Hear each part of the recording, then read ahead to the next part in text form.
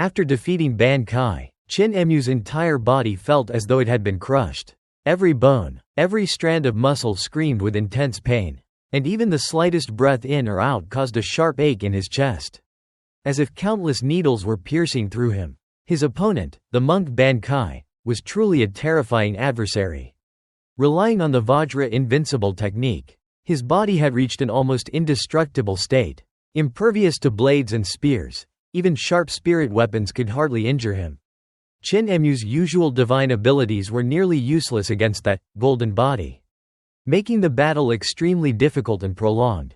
Not only was his defense formidable, but Ban Qi's attacks were equally fearsome, each strike carrying overwhelming power and leaving Qin Mu covered in wounds, with the 9-ringed staff nearly smashing his head apart. Fortunately, although the monk's attacks were powerful, they lacked variation, and after a grueling life and death struggle, Qin Mu finally found an opening and killed his opponent. Rubbing the swollen lump on his head, he winced repeatedly and sighed inwardly. A Lu Heijing expert, truly not to be underestimated. He then circulated the Overlord Body 3 elixir technique, stimulating his blood flow to prevent clotting and begin recovery. Yet his injuries remained severe. 2 ribs were broken, and his back was a bloody mess after being struck by Ban Qi's Sumeru seal. Although his cultivation method had decent healing effects, it was still far inferior to miraculous pills, though fortunately none of the injuries were fatal. After stabilizing himself, he decided to return to the village to recover before continuing his search for the demon ape. Qin Mu reset his broken ribs by hand, then left Ban Qi's corpse where it lay. As in the great ruins, there was no rule about burying the dead, and sooner or later wild beasts would be drawn by the scent of blood, tearing the corpse apart until nothing but white bones remained, if even that. Back in the village, he immediately went to the herb garden, gathered several rare spiritual herbs, and personally refined them into 2 kinds of pills, one for external injuries and one for internal damage. Also asking the dragon Qilin for some dragon saliva to enhance the medicine. The dragon Qilin was somewhat surprised at his miserable condition but did not ask questions, continuing to sit at the village gate like a guard, though in Qin Emu's eyes, it was probably just too lazy to move. Not far away, the demon king Dushan still stood frozen in place, immobilized by Deaf Grandpa's binding technique and unable to move at all. Qin Mu focused on recovering. By nightfall, Deaf Grandpa and the others had yet to return, and the same was true the next day. By then, although his lungs still hurt slightly, his ribs and back had almost fully healed. After some thought, he realized that to fully heal his lungs he needed medicinal steam therapy. But unfortunately there was no one in the village to help him start a fire. As he slowly walked and regulated his breathing, a question suddenly came to mind. Am I 15 or 16 this year?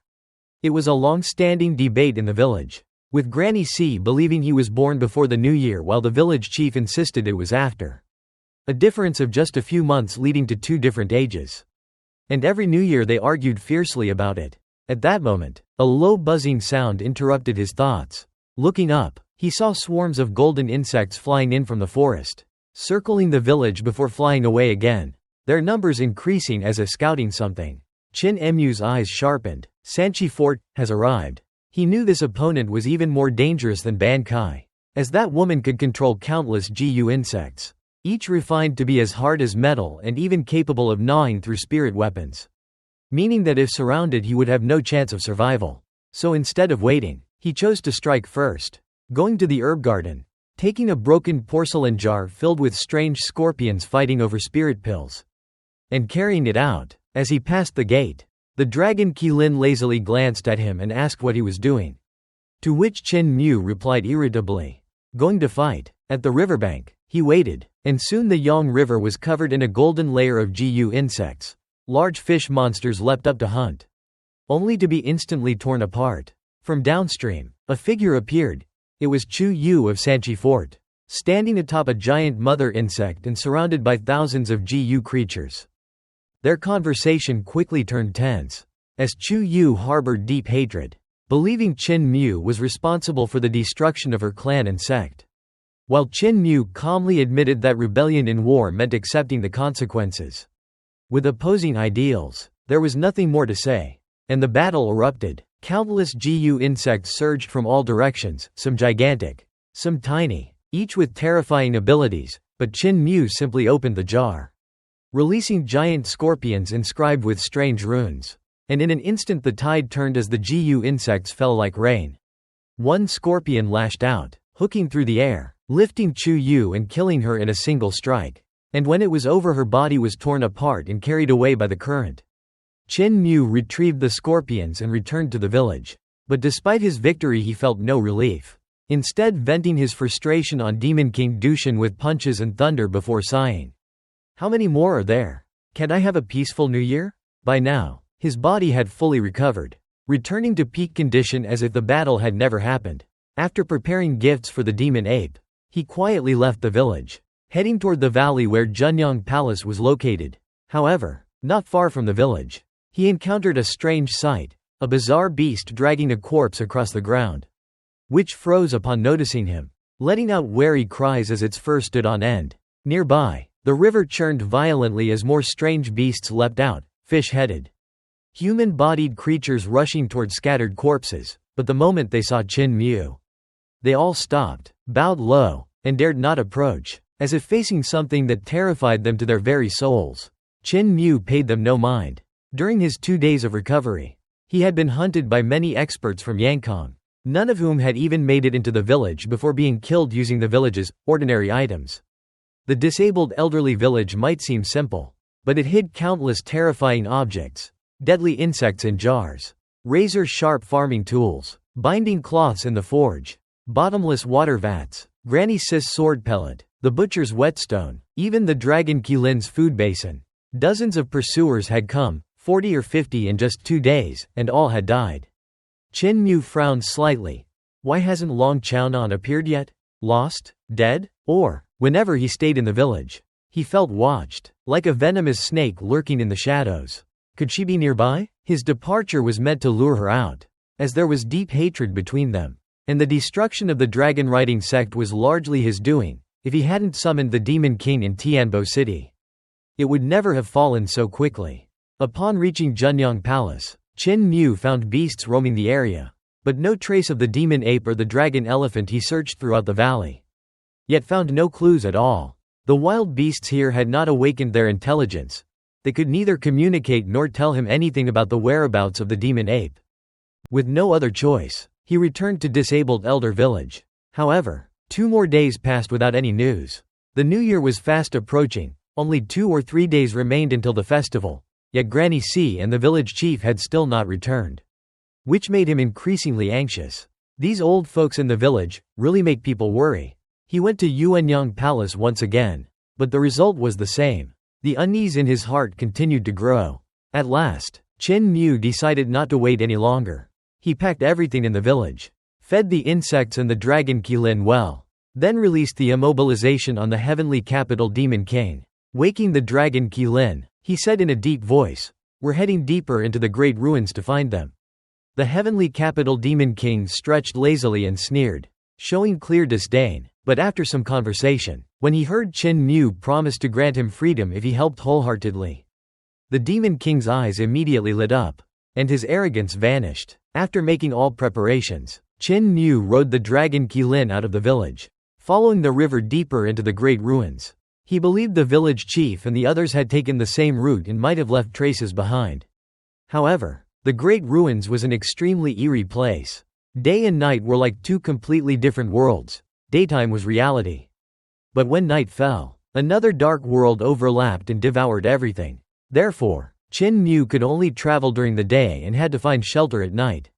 The journey continued until he found a ruin called the 4 Oddities Palace to rest.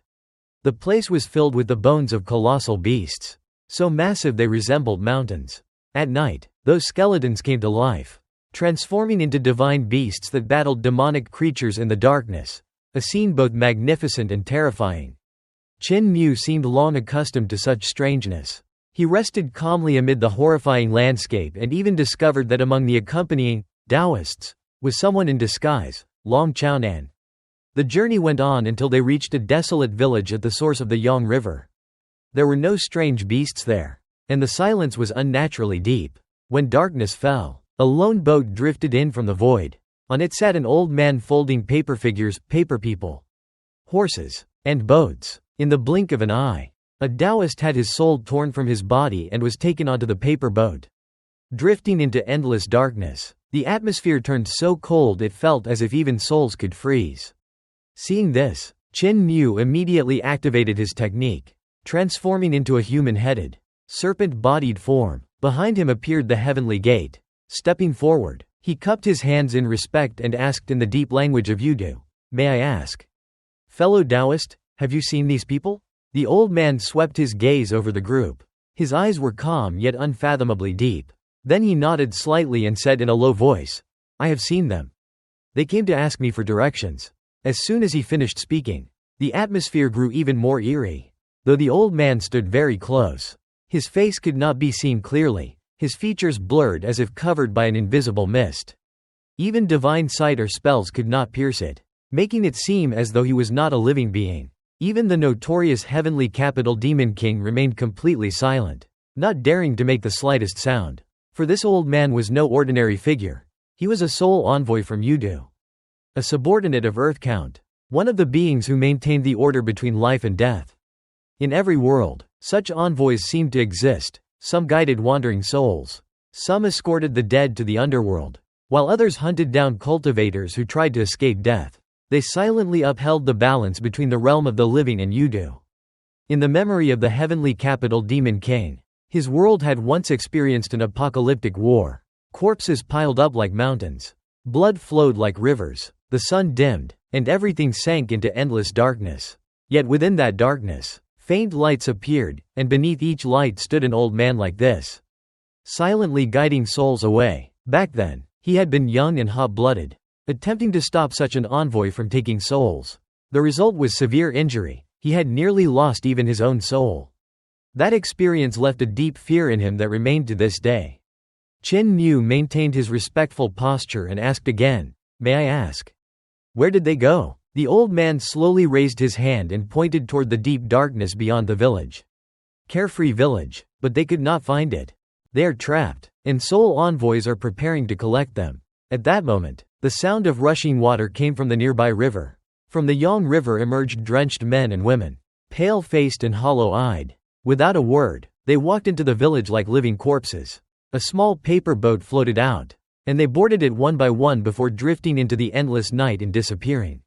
The remaining Taoists were terrified, retreating in panic. Only then did they realize two of their companions were still sitting motionless, yet their figures had already appeared on the departing paper boat.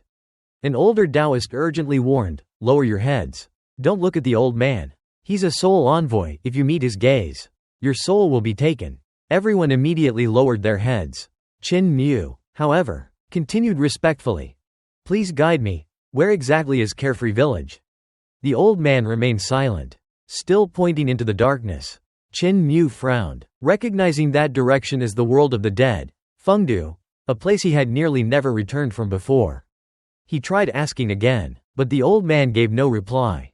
The village fell into a terrifying silence. Only the cold wind and the dragon Qilin's snoring could be heard. After a long while, when no more bodies rose from the river, the old man slowly stood, stepped onto the paper boat, and vanished into the darkness. As soon as he left, the atmosphere gradually returned to normal. Everyone let out a breath of relief, as if waking from a nightmare. Now only 3 Taoists remained, along with Qin Mu, the heavenly capital demon king, and the dragon Qilin. The faint glow from an old stone statue barely pushed back the darkness. Qin Mu asked about their origins. Taoist Qiyun introduced himself and his disciple Xiao Yuan as members of the Star Do heavenly sect.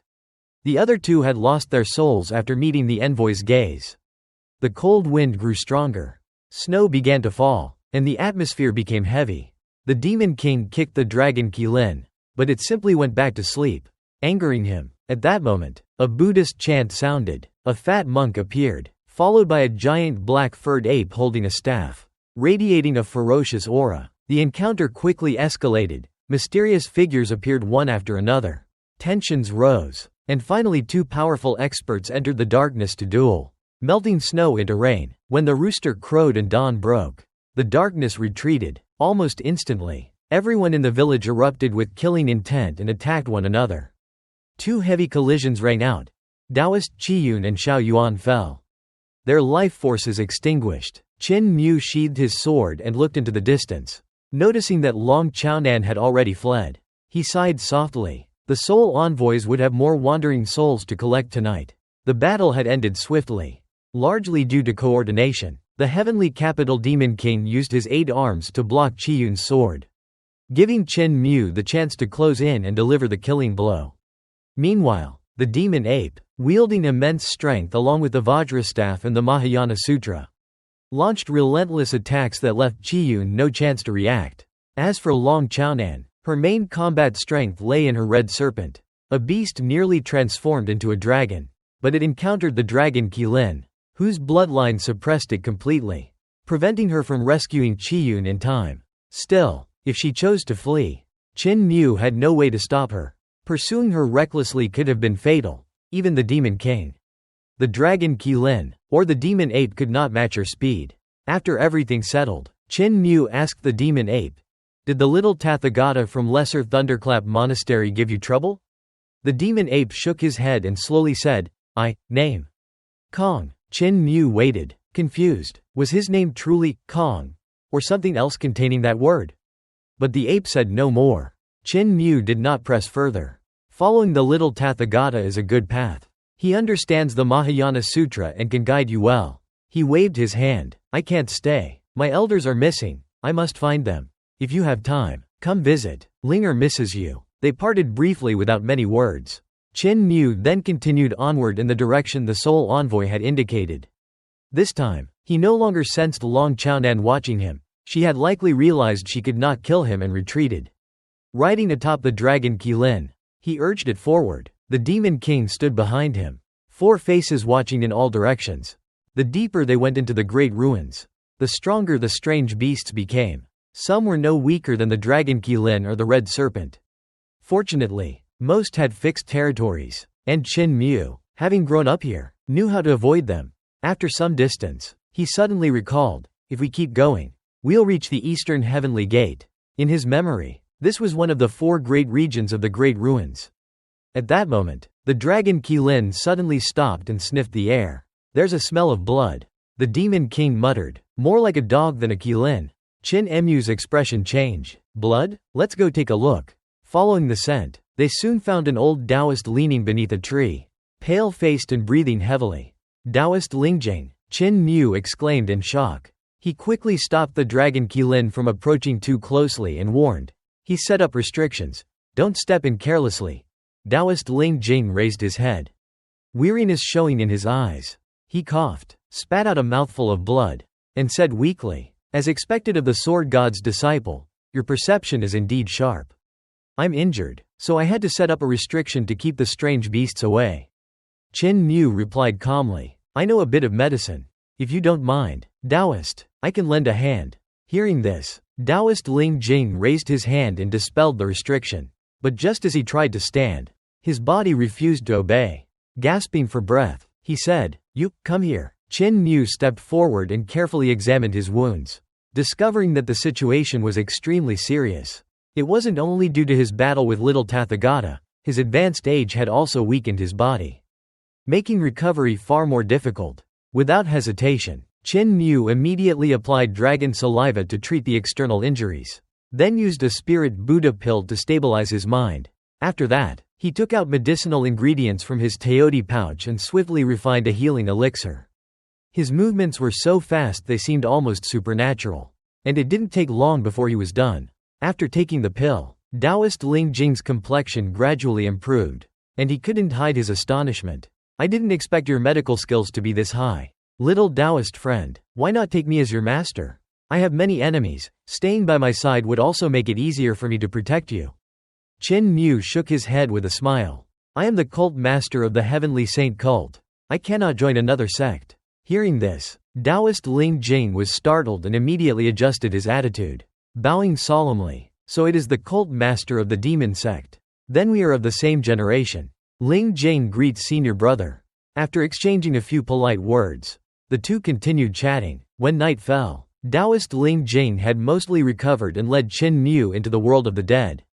In the darkness, they crossed an invisible boundary and entered a completely different realm, a place shrouded in dense fog.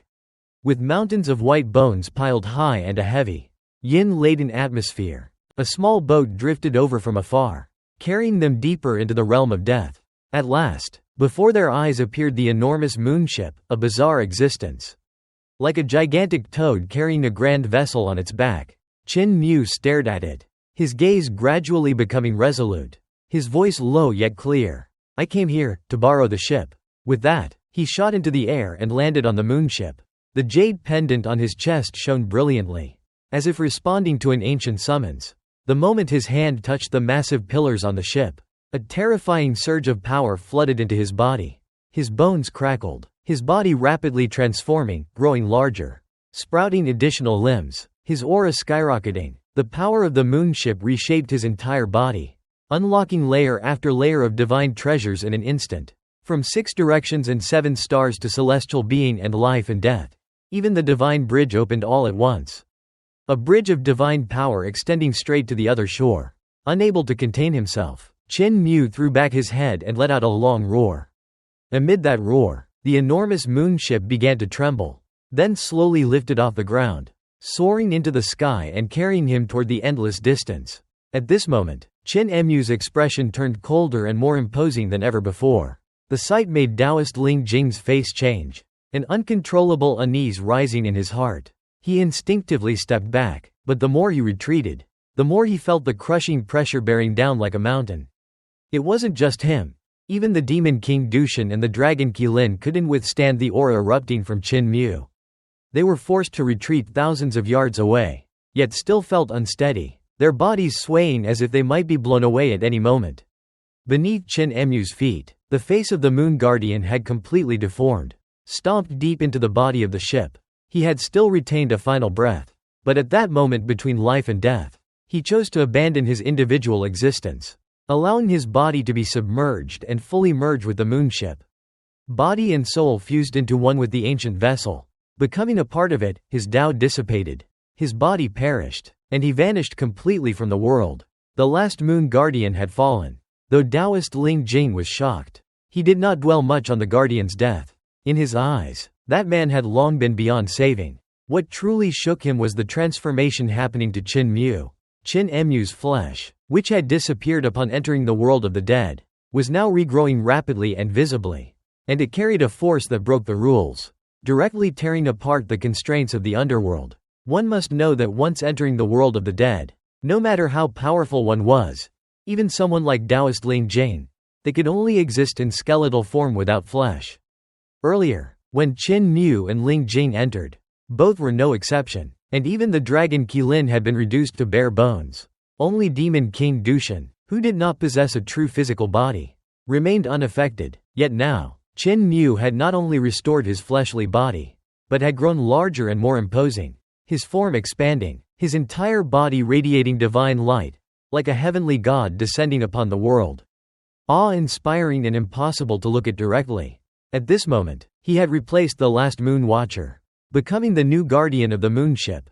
The power he wielded surpassed imagination, so immense that it could break the limits of the world of the dead, rendering its immutable laws ineffective before him. This should have been impossible. Yet it was happening right before their eyes. Taoist Ling Jing had boarded the moonship many times before and had carefully examined every part of it, even touching those massive pillars countless times. Yet nothing like this had ever occurred. In his understanding, only special moon watchers with rare constitutions could activate and contain the terrifying power hidden within the ship. The human body was like a great furnace, but ordinary moon watchers could not withstand the immense energy of the moonship. Only those with special physiques could endure it. Otherwise they would eventually die from backlash. And yet now, all moon watchers were gone. The last guardian had just been devoured. And still Qin Mu could control the moonship, fully wielding its power. Could it be that he was a moon watcher? Moreover, the most special kind? But clearly, he was not. Grasping those massive pillars was an act of extreme danger for anyone. Even for a moon watcher it was nearly suicidal. Yet Qin Mu did it effortlessly, even absorbing the power to transform both body and soul, as if he had been born to adapt to it. This power is truly terrifying. Qin Mu was both shocked and overjoyed, for he could clearly feel that the strength within his body had reached a realm he had never dared imagine before. If before his power had been like a drop of water in an endless ocean when facing this force, then now he could stir the entire ocean, perhaps even reshape heaven and earth, manipulating the laws of the world at will. Around him, rings of moonlight appeared one after another, like streams of silver flowing down from above, covering his body before seeping into the moonship.